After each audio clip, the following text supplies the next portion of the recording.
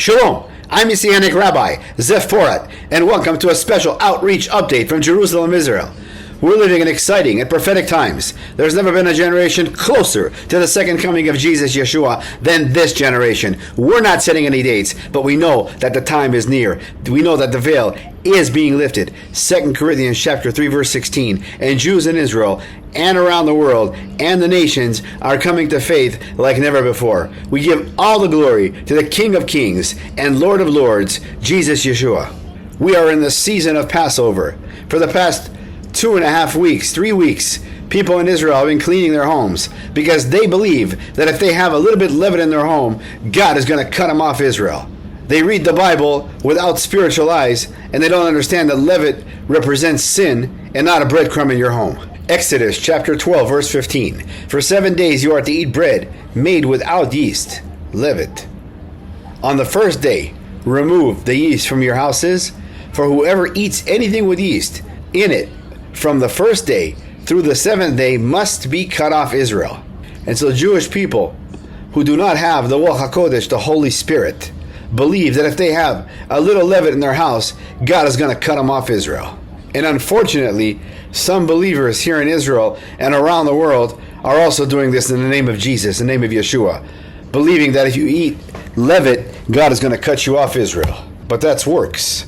If I can do something to gain salvation, that's works. The Bible is more spiritual than it is physical. This is why Yeshua spoke in parables. What's a parable? It is a physical picture of a spiritual element. And in the same way here, in the Bible, in Exodus 12 verse 15, it's speaking about the spiritual element.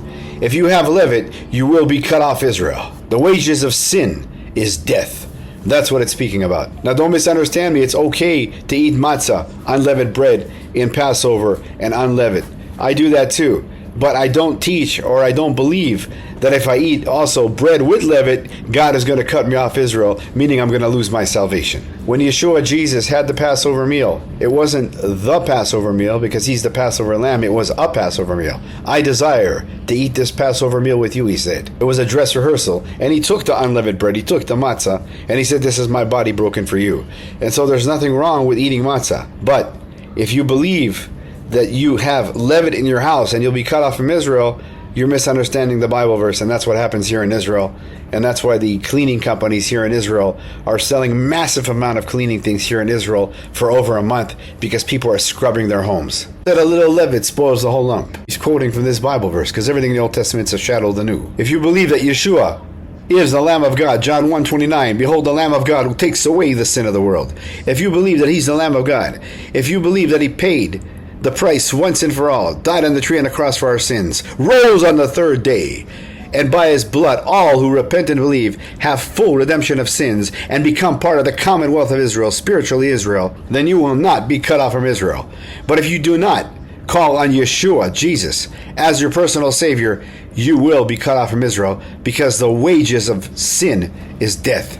Anyone who has leaven in their houses will be cut off from Israel. And in this Passover season, we've been preaching the gospel all through the land of Israel, south to north, day and night, launching many outreaches. We went down to Yerushalayim, to Jerusalem, to the Kotel area, the Western Wall, where there were many people there. And we started to ask people, will you be cut off from Israel if you have a little bit leaven in your house?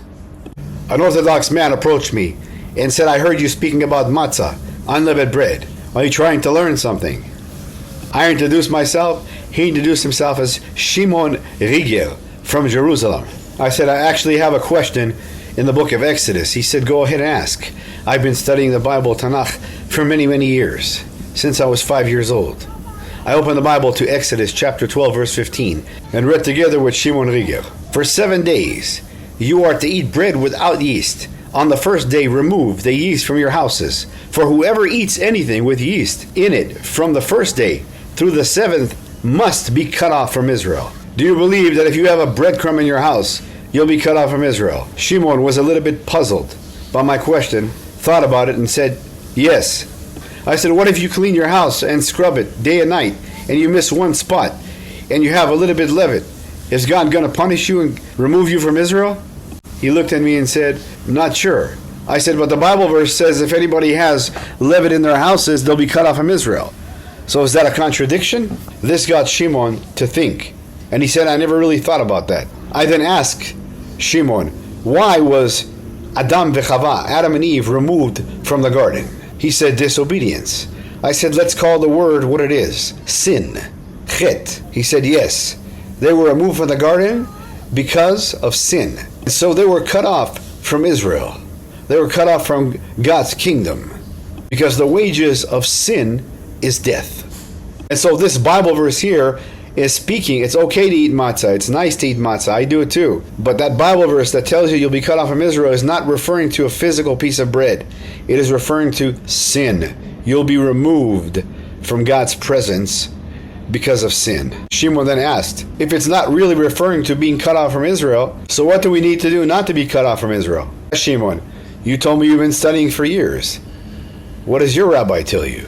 He said, do good deeds and celebrate the Sabbath. I said, you have a Bible verse to show me that if you do good deeds and celebrate the Sabbath, you'll be in eternity forever? He said, it's not in the Bible. I said, then where is it?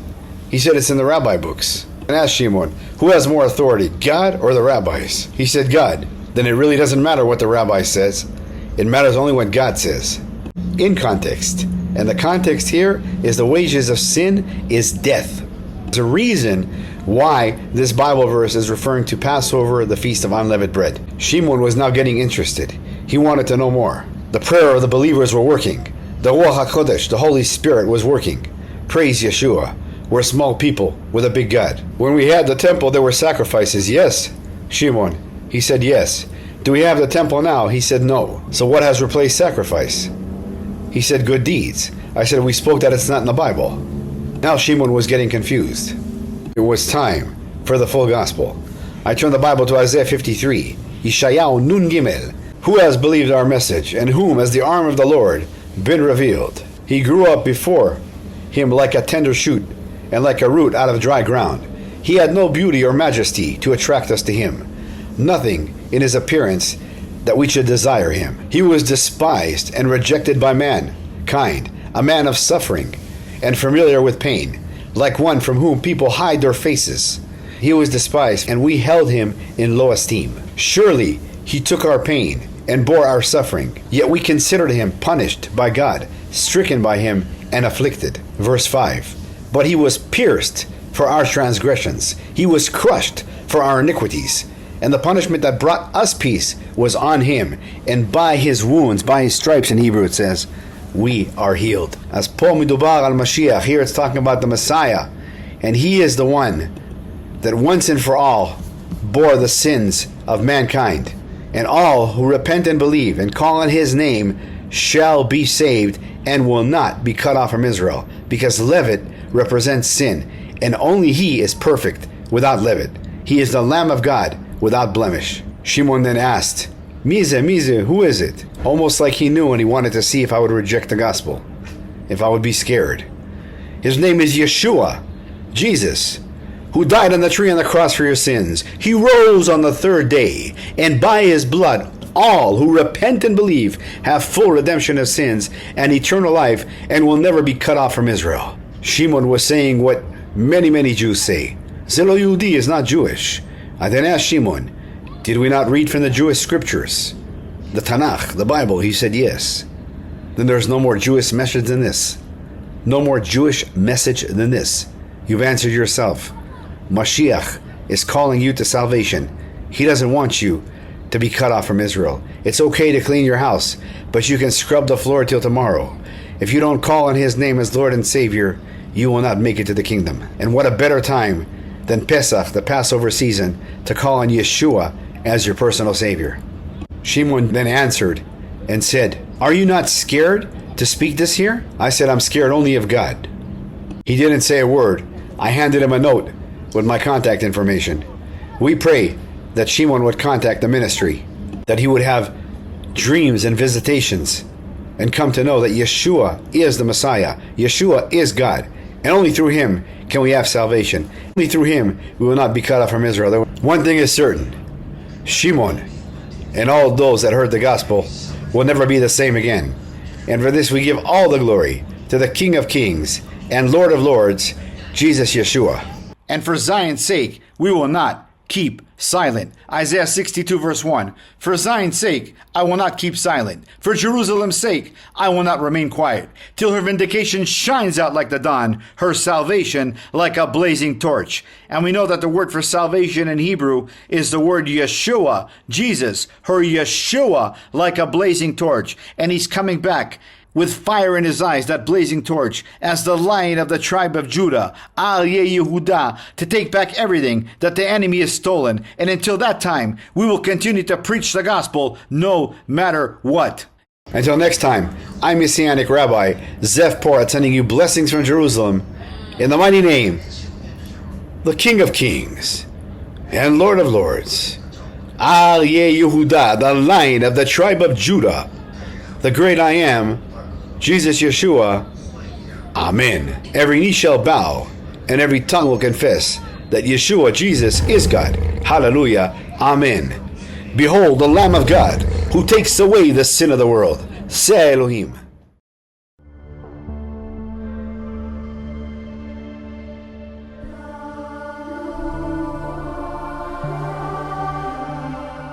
Those just joining us at home, I'm going to introduce this week's special guests. Born and raised in Israel, he served several years in the Israeli Defense Forces and is the founder and director of Messiah of Israel Ministries, Messianic Rabbi Zev Porat. Yay! Good to have you back. Dr. Tom Horn, who is the CEO of Skywatch TV, an acclaimed best-selling author himself, raves about Blood Alliance. He says, Messianic Rabbi Zev Porat has done it again. In Blood Alliance, he's taken several deep mysteries of God's Word and served them up in a thoroughly understandable, engrossing, and biblically contextual manner. I assure you, he says, once you see the truths that Zev brings into glorious revelation, you'll soon begin to recognize those truths throughout the Scriptures, hidden in plain sight, from first to last. Blood Alliance is an absolute treasure trove. Have you ever heard of God's threshold covenant? If you haven't, you're in for a roller coaster ride of biblical discovery that will enhance your understanding of God's Word and the application of it to your daily life like never before. Messianic Rabbi Zev Porat will be taking you on a much deeper dive than you've probably ever previously experienced. In Blood Alliance, you'll come to understand the true nature of spiritual warfare like never before. You'll uncover the biblical truth about long-held traditions that still assault God's truth and His grace to this very day, throwing massive doctrinal confusion into almost the entire modern Christian church world. Finally, learn the truth about the temple on the Temple Mount and what the Old Testament and New Testament clearly lay out for the last days. Shocking surprises await you. This truly is a life-changing book to the glory of Yeshua, Jesus.